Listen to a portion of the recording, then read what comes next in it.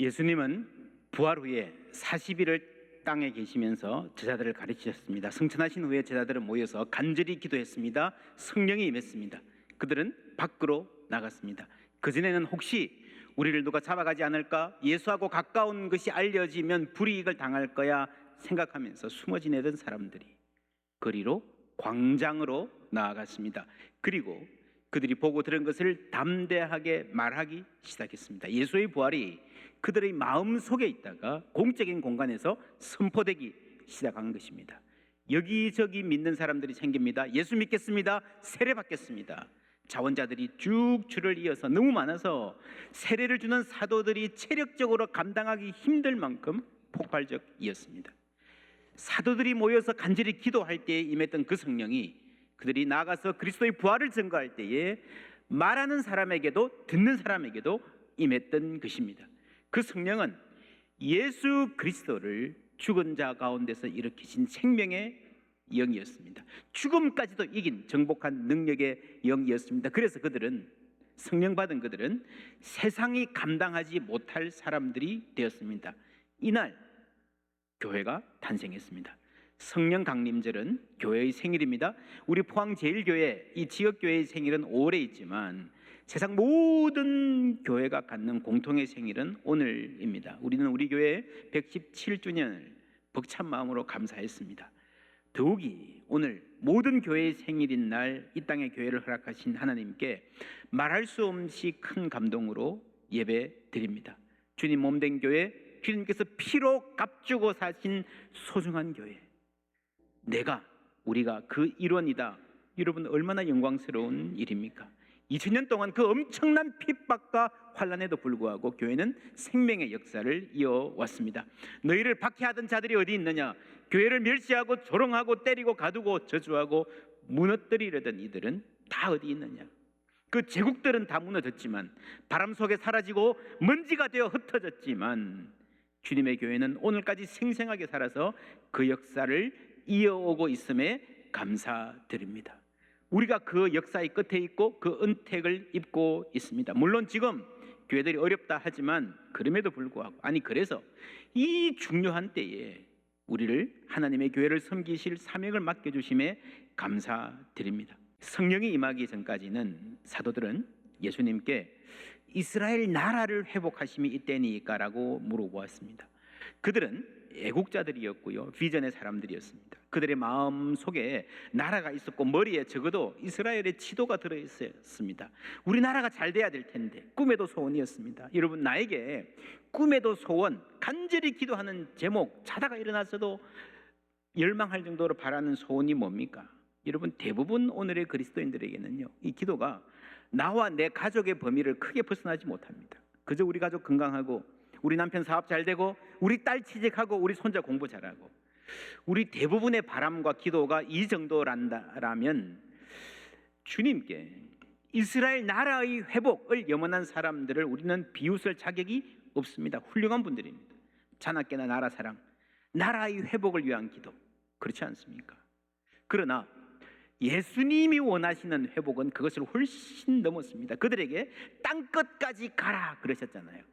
이스라엘 나라의 회복, 그걸로 만족하지 말라. 너희들은 훨씬 더 큰 일을 볼 것이다. 훨씬 더 원대한 사명에 쓰임받게 될 것이다. 그러기 위해서 먼저 해야 될 일이 떠나라, 가라 였습니다. 이거는 처음 하신 말이 아니에요. 예수님께서 처음 제자들을 만났을 때로 나를 따라 오너라, 내가 너희로 사람을 낚는 어부가 되게 하겠다 그러셨잖아요. 이들이 어떻게 들었을까요? 이 말씀을 듣고 어부들은 배와 그물을 버려두었고 세리들은 좋은 직장 사표내고 나섰습니다. 떠났습니다. 어쩌면 처음에는요, 이 그럼이 좀 더 좋은 데로 옮기려는, 삶의 근거를 옮기려는 것으로 생각했는지도 모르겠습니다. 좋은 데 땅 보러 다니는 사람들처럼 좀 더 좋은 고기잡이터, 여기 말고 좀 더 살기 좋은 동네로 이사가는 것 2번 정도, 여기가 아닐까 싶은 데가 있었습니다. 한 번 반짝했던 것은요, 변화산 때였습니다. 예수님이 영광스러운 모습으로 변하자 제자들이 여기가 좋사오니 눌러 삽시다. 그리고 그 후에 오랫동안 그들이 마음에 두었던 곳은 예루살렘이었습니다. 성전이 있고 돈도 있고 권력도 있고 신앙의 중심이라는 자부심까지 있는 이곳, 누가 뭐래도 우리가 여기에 좀 뿌리를 내리고 여기를 중심으로 뭘 해야 된다라고 생각을 했습니다. 그러나 예수님의 생각은 달랐습니다. 예수님이 부활 이후에 하신 말씀, 마태복음의 맨 마지막 결론 함께 읽습니다. 예수께서 나와 말씀하여 이르시되 하늘과 땅의 모든 권세를 내게 주셨으니 그러므로 너희는 가서 모든 민족을 제자로 삼아 아버지와 아들과 성령의 이름으로 세례를 베풀고 내가 너희에게 분부한 모든 것을 가르쳐 지키게 하라. 볼지어다 내가 세상 끝날까지 너희와 항상 함께 있으리라 하시니라. 아멘. 예, 이 말씀 안에 굉장히 많은 강조점이 있습니다. 제자 삼으라, 제자 훈련, 가르쳐라, 교회 교육, 세례, 교회를 세우고 전도하는 일. 그러나 오늘은 두 가지 면에 집중하자고 합니다. 하나는 가라. 첫 번째 동사가 가라잖아요. 여러분, 제자 삼고 세례 주고 가르쳐 지키게 하고 이 모든 것이 일단 가야 돼요. 가지 않고는 만날 방법이 없고 시작할 방법이 없습니다. 가라가 먼저입니다. 움직이는 교회가 되라는 말입니다. 그리고 내가 너희들이 가면 너희들 알아서 잘 해봐, 그게 아니고 내가 함께 할 것이다. 세상 끝날까지 영원히 항상 함께 할 것이라는 약속, 가라라는 사명과 함께 하실 것이라는 약속을 받은 교회가 움직이는 교회입니다. 여러분, 교회의 처음 역사 사도행전 읽어보셨습니까? 사도행전은요, 지도를 펼쳐놓고 따라가면서 읽어야 될 정도로 수많은 지명들이 연이어서 이동하는 게 나옵니다. 영화로 치면요, 한 마을에서 한 집안에서 그냥 쭉 가는 게 아니고요, 그냥 막 사막이 나왔다가 바다가 나왔다가 히말라야 나왔다가 막 그냥 정신없이 몰아치던 영화 있잖아요. 그게 교회의 역사였습니다.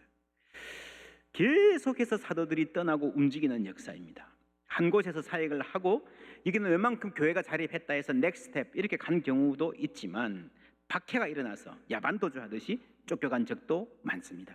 여기도 사람이 있어야 되지만 저쪽에 사람이 더 필요해서 이 여린 교회 발걸음 안 떨어지는 데 두고 갔던 적도 많고요. 때로는 영문도 모르고 이유도 모르고 전혀 준비도 안 된 채로 성령의 강한 인도하심을 따라 바다를 건너고 사막을 향했던 때도 있었습니다. 사도행전의 교회는 끊임없이 움직이는 교회였습니다. 구약도 마찬가지입니다. 믿음의 역사가 시작되는 지점이 창세기 12장 아브라함이잖아요. 고향 본토 친척 아비 집을 떠나서 내가 너에게 지시할 땅으로 가라. 여기서 믿음이 시작되는 거예요. 믿음은 가는 데서 시작됩니다. 머무르는 곳에 믿음이 없어요. 그래서 믿음의 사람들은 계속해서 떠나는 삶을 삽니다. 그래서 창세기 출애굽기 두 개를 세트로 보면요, 맨 마지막 말씀 40장 34절부터 함께 읽습니다. 구름이 회막에 덮이고 여호와의 영광이 성막에 충만하매 모세가 회막에 들어갈 수 없었으니 이는 구름이 회막 위에 덮이고 여호와의 영광이 성막에 충만함이었으며 구름이 성막 위에서 떠오를 때에는 이스라엘 자손이 그 모든 행진하는 길에 앞으로 나아갔고 구름이 떠오르지 않을 때에는 떠오르는 날까지 나아가지 아니하였으며 낮에는 여호와의 구름이 성막 위에 있고 밤에는 불이 그 구름 가운데 있음을 이스라엘의 온 족속이 그 모든 행진하는 길에서 그들이 눈으로 보았더라. 아멘. 감동적인 결론입니다. 하나님의 영광이 가득하고 하나님이 가라고 하시면 가고 서라고 하면 서고 하나님이 행하라고 하신 일을 행한 일. 여러분, 이 결론이 더욱 감동적인 이유는요, 하나님의 신실하심 때문입니다. 이 출애굽 이후에도 그 엄청난 혜택을 받고 기적을 경험한 이후에도 이스라엘은 불평하고 원망하고 심지어 금송아지를 만들면서까지 하나님을 모독했습니다. 그러나 하나님은 그들을 버리지 아니하시고 충만한 영광을 허락해 주셨습니다.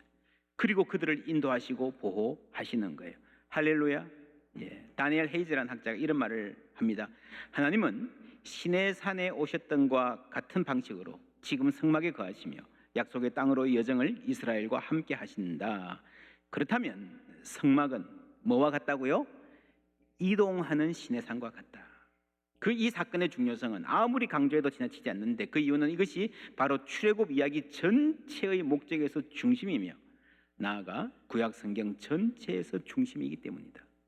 여러분, 출애굽기 40장 마지막 이 결론이 구약 성경 전체의 중심이라고 하는 이 구약 학자의 말, 아주 중요한 말입니다. 아주 새겨들어야 될 말입니다. 예를 들면 여러분 구약 성경의 최고 전성기가 다윗 때잖아요. 다윗이 왜 전성기입니까? 다윗이 진짜 이루고 싶었던 것이 무엇입니까? 전쟁에서 이기고 영토가 확장되고 경제가 부흥되고 그거 다 좋지만 그게 아니잖아요. 내가 왕이 되는 거 그것도 아니잖아요. 다윗은요 성전을 짓고 싶어 했어요. 자기는 성전을 못 지었습니다. 솔로몬 왕이 성전을 지었죠. 다윗은 다 준비를 해놓고 물려줬습니다. 그런데 성전을 짓는 대목에 가면요 그런 고백이 분명히 나옵니다. 우리가 이 건물을 아무리 잘 지었어도 하나님의 영광이 임하지 않으면 아무 소용 없습니다. 아무 소용 없습니다. 이스라엘은요 시내산에서 하나님의 영광을 경험했습니다. 그리고 나서 길을 떠날 때에 그래 이제 잘 가 그게 아니고요 시내산이 움직이는 거예요. 하나님의 영광이 이제 움직이는 거예요. 거기서 압도적인 하나님의 영광을 경험하게 하고 영광 속에서 계속 전진하게 하는 겁니다. 모세오경 이스라엘의 많은 시기에 여러분 성경 그러면 토라 이 모세오경이 전부 다 할 정도로 중요한 성경이었습니다. 그런데 이 모세오경을 보면요 출애굽기 19장에 시내산에 도착해서 민수기 10장이 되었어야 시내산을 떠납니다. 그 모세오경의 가장 중요한 레위기 민수기 포함해서요 가장 중요한 대목이 여러분 전부 다 시내산에서 일어나야 됩니다. 그만큼 중요합니다. 여기서 어떤 계명을 주셨는가 하는 것도 중요하지만 시내산이 중요한 것은 여기서 하나님이 함께 하셨다는 거죠. 그들이 God's presence 하나님의 임재 가운데에 하나님의 영광을 보고 살았다는 겁니다. 이것이 교회입니다. 그게 따라가는 거예요. 하나님의 인도하심과 보호하심 그리고 광야를 지납니다. 이런 광야 요즘에 뭐 광야 노래도 있고 우리 광야를 잘 알아요. 자주 얘기합니다. 그런데 많은 경우에 내 개인적인 인생의 광야를 이야기하지 하나님께서 한 시대를 한 민족을 세계의 역사를 어떻게 움직이시는가 하는 관점에서 이 역사를 광야의 역사를 보는 시각이 좀 부족해서 아쉽습니다. 여러분 이 광야는요 내가 혼자 가는 게 아니라 하나님의 백성이 함께 지나가며 함께 빚어져 가는 거예요. 가데스 바네아의 사건으로 모두 다 죽잖아요. 단 2사람을 제외하고. 여러분 그 시대가 그런 시대라는 겁니다. 충격적인 것은요 모세도 광야에서 죽습니다. 모세 개인으로 보면요 억울하기도 하고 의아하기도 합니다. 그러나 여러분 하나님의 큰 역사에서 보면요 사람은 그 시대와 함께 가는 거예요. 그 시대 속에서 살아가는 거예요. 한국 사회 개화 시대, 6.25 시대, 산업화 시대, 민주화 시대 지금까지 여러분 그 속에서 수많은 선각자들이 있었지만 그 선각자들도 결국에는 긴 역사에서 보면요 그 시대의 아들이고 딸인 거예요. 앞서가신 분들이 훌륭하지만 역사에서 보면 손톱만큼 앞서간 거지요. 시대를 벗어나는 사람은 잘 없습니다. 여러분 그래서 우리가 신앙이 내가 개인적으로 광야를 잘 통과하고 내가 인내하고 내가 진취적 기상으로 살자 이것도 필요하지만 한 시대 안에서 이 역사 속에서 하나님이 공동체를 통해서 어떻게 우리를 빚어가시는가 하나님을 알 수 있어야 우리가 신앙을 제대로 가질 수가 있습니다. 성경을 보면요 교회, 다양한 교회의 모델이 나옵니다. 역사적으로 크게 4개의 모델이 있습니다. 성막, 한 곳에 고정된 성전, 그 다음에 회당들이 있었고 그 다음에 교회가 역사의 전면에 등장합니다. 최고 처음의 교회는요 성막 움직이는 교회였습니다. 그 이전을 굳이 찾는다면은 아브라함과 믿음의 조상들이 가는 곳마다 단을 쌓았던 곳, 그렇죠? 심지어 야곱은 광야에서 자다가 하나님 만나고 일어나서 단을 쌓았잖아요. 그게 교회의 원형이에요. 여러분 어디 따로 있는 게 아니라 하나님의 사람이 가는 곳마다 하나님 함께 계시는 줄 믿습니다. 그곳에서 하나님의 이름을 높이고 예배할 때 그것이 교회가 되는 거예요. 움직이는 교회입니다. 그게 가장 근원적인 전통입니다.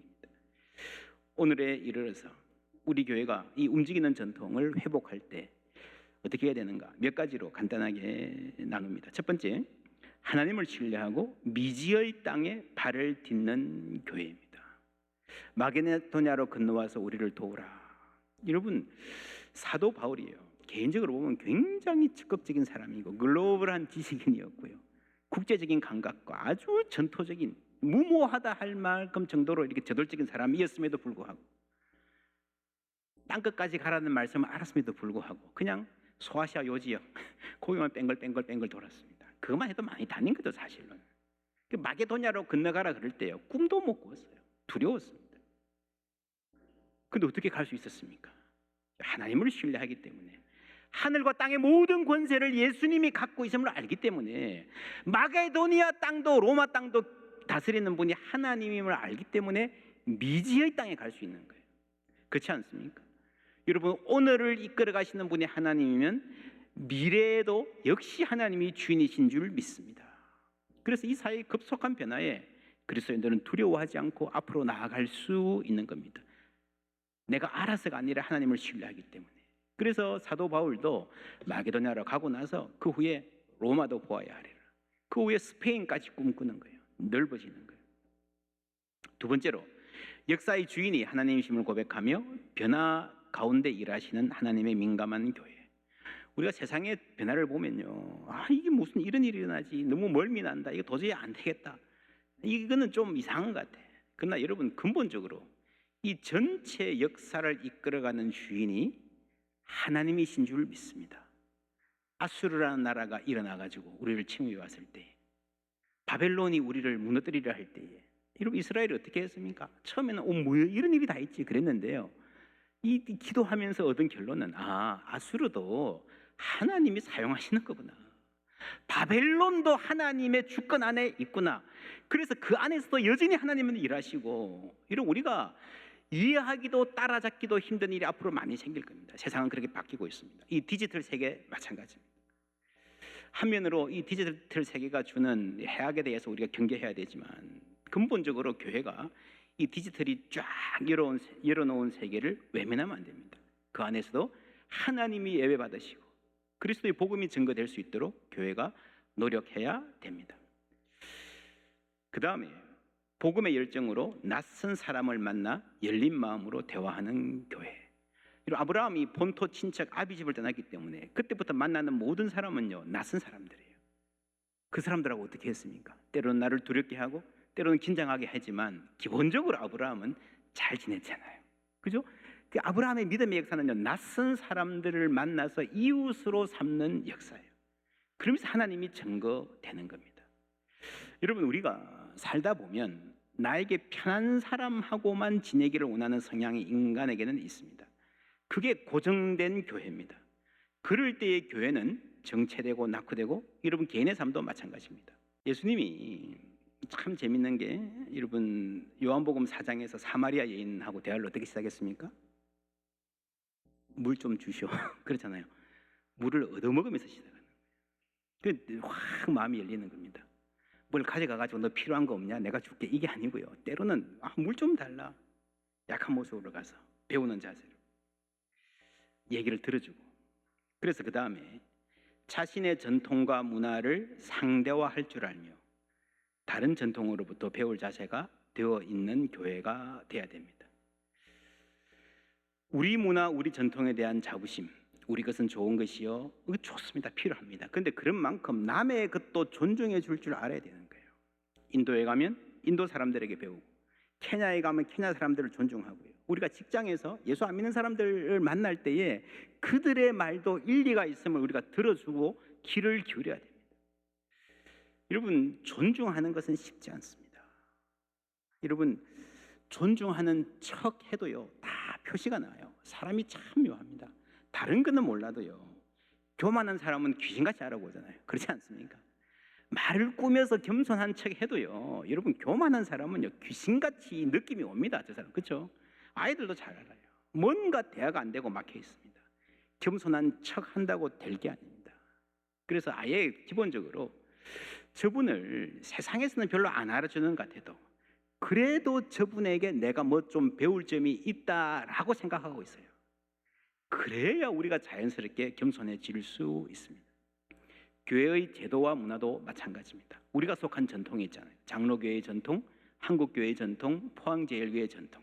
우리가 자랑스럽게 이거 소중히 여겨야 됩니다. 그러나 다른 교회, 다른 전통, 다른 나라, 다른 교단, 이단이 아닌 다음에요, 그들의 삶의 장점들을 인정해주고 열린 마음을 가져야 되는 거예요. 그래서 여러분 세계 교회들의 현상을 쭉 보면요, 너무 너무 자기 전통과 자기 교단 안에 머물러 있는 교회들은 다 쇠퇴합니다. 열린 마음으로 다른 갈래의 전통을 배울 자세가 되어 있는 교회는 다 부흥하고 있다는 거 우리가 알 수 있습니다. 그래서 교회는 상당 부분 실험적이어야 돼요. 그만큼 자신 있어야 실험인 거죠. 그리고 하나님의 정의, 그리스도의 평화, 성령의 위로를 공적인 영역에 전하는 교회. 이거는 기회가 있으면 좀 더 상세히 말씀드리겠습니다. 그 다음에 성경의 신앙으로 건전한 가치관과 아름다운 문화를 꽃피우는 교회. 여러분, 우리가 예수 믿고 복음을 그대로 원색적으로 전하는 것도 필요하고요. 교회가 세상의 가치와 문화를 이끌어가는, 사실 한국 교회가 초기에 이렇게 해서 성장을 했습니다. 세상과는 다른 가치관을 했죠. 이걸 해내기 위해서 우리는 문화적 상상력이 필요합니다. 하나님의 말씀을 있는 그대로 받아들이고 이것을 다양한 시대의 다양한 문화로 표현할 줄 알아야 되죠. 상상력. 이런 구약의 예언자들은 상상력의 사람들이었습니다. 하나님의 말씀을 받아서 새로운 세계, 하나님이 아니면 꿈꿀 수 없는 새로운 세계를 꿈꾸고 말했습니다. 그런데 구약에서는요, 그 예언자들이 가물에 콩나듯이 뜨문 나왔잖아요. 근데 한꺼번에 모든 사람이 성령을 받고 자녀들은 예언할 것이고 청년들은 환상을 보고 노인들도 꿈을 꿀 것이다. 이 상상력이 폭발하는 거예요. 그게 성령 강림입니다. 미래에 지금과는 다른 세상을 꿈꾸는 능력을 가졌기 때문에 그들이 세상을 바꾸는, 세상이 감당하지 못할 능력을 소유한 줄 믿습니다. 그래서 교회는요, 건전한 가치관과 아름다운 문화를 꽃피울 수 있는 능력이 있는데 그 복음의 능력을 오늘에 살릴 책임이 있는 것입니다. 그게 움직이는 교회입니다. 그리고 마지막으로 하나님의 임재에 목마르고 그 임재 가운데 살아가는 성도. 여러분, 움직이는 신의 산 그랬잖아요. 가라, 내가 함께 할 것이다. 이 두 가지 초점은요, 가라, 내가 함께 할 것이다. 출애굽기의 결론과 마태복음의 결론이 놀랍도록 똑같습니다. 가라, 내가 너와 함께 할 것이다. 움직이는 교회라고 하는 찬송이 있습니다. 오늘 우리 함께 부를 텐데 조금 빠른 찬송이긴 하지만 익숙하게 한번 익혀보시면 좋겠습니다. 입에 붙도록 마음에 새기도록 계속해서 우리 함께 부르면서 내가 살아가는 모든 곳에서 하나님이 예배받으시는 소망이 우리 마음 가운데 깊이 새겨지기를 바랍니다. 사실 이 움직이는 교회라고 하는 이 말은 많이 못 들어보셨을지 모르지만 이 내용은, 이 주제와 이미지는요, 이미 우리가 잘 알고 있습니다. 한국 교인들이 좋아하는 찬송가들, 저 멀리 배는 나의 시온성, 빈들이나 사막에서 내 몸이 상할지라도 오늘은 이곳 내일은 저곳 주복음 전하리. 그죠? 천국에 가는 그날까지 우리는 쉬지 않고 이 순례의 길을 가겠습니다. 참 좋아하던 찬송입니다. 사람 없는 거리에나 험한 산길 헤맬 때 주의 손을 굳게 잡고 찬송하며 가리라. 할렐루야. 예, 우리가 복음의 열정으로 낯선 땅을 밟는 사람이 할 수 있는 고백이에요. 사람 없는 거리를 헤맬 때. 왜 갑니까? 복음이 있기 때문에 가는 거죠. 이런 찬송들이 우리 마음에 깊은 울림을 주는 것은 우리 안에 계신 성령이 우리에게 신앙의 본질을 끊임없이 가르쳐 주시기 때문입니다. 하나님 의지하고 순례의 길을 살아가는 움직이는 성도, 움직이는 교회가 지금에 만족하지 않고 하나님의 영광을 위해서 낯선 땅을 밟을 수 있는 용기가 있는 바로 그 성도가 성령님이 우리 가운데 만들어 가시는 일입니다. 물이 없어 목이 타들어가는데 죽겠는데 아무도 도와주는 사람 없고 어디 하소연 할 때도 없는 상황. 그게 광야잖아요. 여러분, 사람이 광야를 가보아야 물 한 방울도 내 힘으로 구할 수 없다는 것 알게 됩니다. 내가 정말 목말라 죽기 직전에 주시는 물 몇 방울, 그것이 얼마나 큰 은혜라는 것을 알게 됩니다. 나의 앞에 반석에서 샘물 나게 하시네. 여러분, 광야로 가는 교회, 움직이는 교회는요, 하나님을 위해서 낯선 땅을 밟을 마음이 있는 교회는 현실에 안주하는 교회가, 그냥 여기가 좋사오니 그냥 머무르고 싶은 성도가 감히 상상도 할 수 없는 하나님을 체험하고 은혜를 누리게 될 줄 믿습니다. 우리 가는 곳마다 함께 하셔서 기도하게 하시고 하나님 찬양하게 하시는 그 은혜 가운데에 우리가 주님께 영광 돌리며 살아가기를 주님의 이름으로 축원합니다.